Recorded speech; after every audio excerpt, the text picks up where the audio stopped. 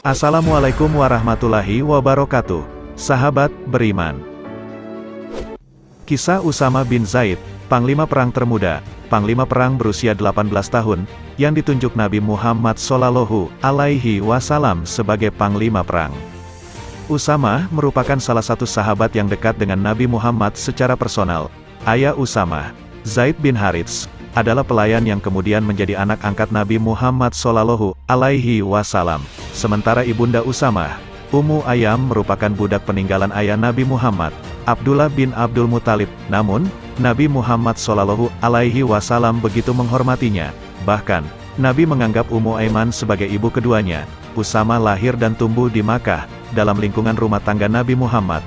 Karena itu, sejak kecil dia sudah mengenal dan memeluk Islam. Nabi begitu sayang terhadap Usama.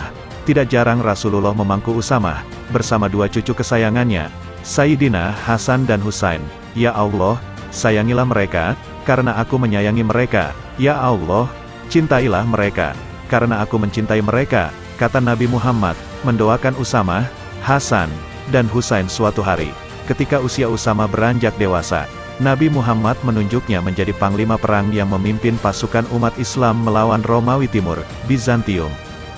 Peristiwa ini terjadi pada awal bulan Safar tahun ke-11 Hijriah atau saat Usama berusia 17 tahun. Penyerangan tersebut dimaksudkan sebagai pertahanan, agar Romawi Timur, Bizantium, tidak lagi berpikir untuk menyerang Madinah. Sebagian sahabat keberatan dengan penunjukan Usama tersebut. Mereka berpikir bahwa Usama masih terlalu muda untuk memimpin tugas berat tersebut.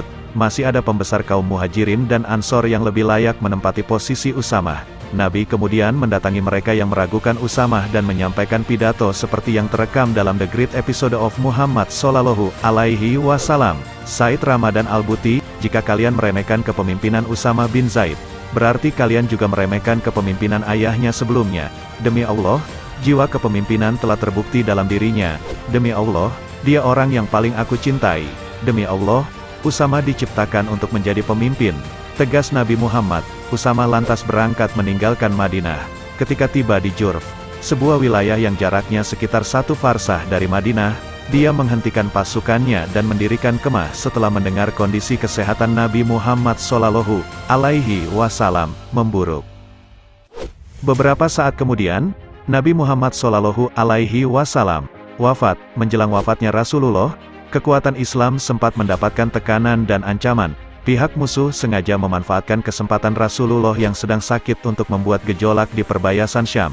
Begitupun dari arah Yaman muncul Aswad Al-Ansi yang mengaku sebagai Nabi. Di tengah sakitnya Rasulullah tetap memerintahkan penyerangan ke arah perbatasan Syam. Juga mengirim surat perintah pembunuhan Nabi palsu untuk pasukan yang berada di Yaman, lebih khusus kepada Muaz bin Jabal yang ditugaskan sebagai ulamanya. Tidak genap 40 hari sejak mendeklarasikan sebagai Nabi, Aswad Al-Ansi pun berhasil dibunuh oleh panglima perangnya yang diperlakukan kurang menyenangkan. Dia bekerja sama dengan istri Aswad yang dirampas dari suaminya setelah sebelumnya dibunuh oleh Aswad. Sementara untuk perbatasan Syam, Rasulullah memerintahkan Usama bin Zaid sebagai panglima perang, membawahi para sahabat lainnya, termasuk diantaranya Umar bin Khattab. Namun, sebelum pasukan diberangkatkan Rasulullah terlebih dahulu wafat sehingga pemberangkatan tertunda. Abu Bakar pun dibaiat menjadi khalifah menggantikan Rasulullah. Dan 2 hari setelah meninggalnya Rasulullah, hal pertama yang dilakukan Abu Bakar adalah memberangkatkan pasukan ke perbatasan Syam. Program ini pun menuai kritik dari sahabat lainnya. Kondisi keamanan umat Islam di Madinah memang kurang stabil, rawan digempur oleh pasukan kafir dari arah manapun. Umar bin Khattab pun termasuk di antara yang banyak memberi masukan Abu Bakar untuk menunda pemberangkatan pasukan agar stabilitas keamanan Madinah lebih terjaga. Namun Abu Bakar menolaknya, mengingat pemberangkatan pasukan ini adalah wasiat Rasulullah. Umar bin Khattab tetap berusaha memberi masukan, hingga kemudian mensarankan agar panglima perang diganti dari Usama bin Zaid ke sahabat lainnya yang lebih berpengalaman. Mengingat ketika itu Usama bin Zaid masih berusia 18 tahun, Abu Bakar mendengar itu langsung melompat dari tempat duduknya dan menarik jenggot Umar bin Khattab.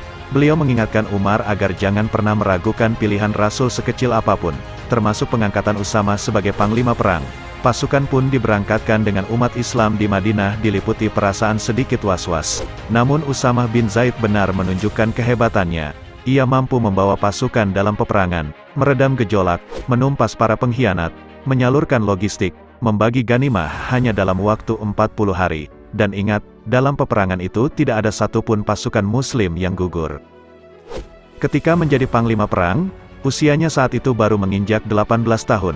Wajar jika sebelumnya para sahabat agak meragukan kepemimpinannya.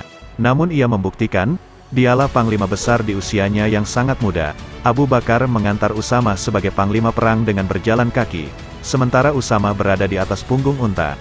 Hal itu merupakan bentuk penghormatan yang dilakukan Abu Bakar kepada Nabi Muhammad, yang telah menunjuk Usama sebagai panglima perang.